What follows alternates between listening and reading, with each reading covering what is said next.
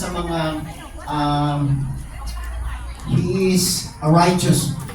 Ibig sabihin, he pleases God. Amen?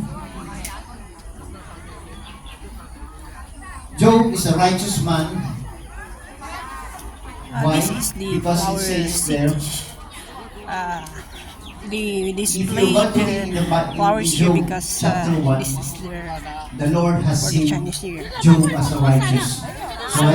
Because Job has been, alam niyo yung This is their design. inaalala niya lagi yung mga anak niya. Flowers or land. He developed Yeah.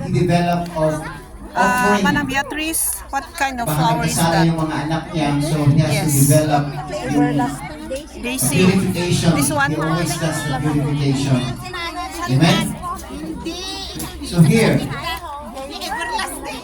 Job was a righteous man wherein God has been, what they call this one, proud of to the devil.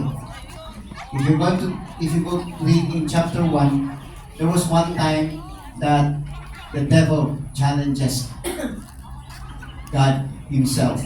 But Job doesn't know this happened. Just in the narrative of these readings in chapter 1, you can see that it has been declared that Job was introduced as a blameless and upright. Amen? He has deeply devoted to God.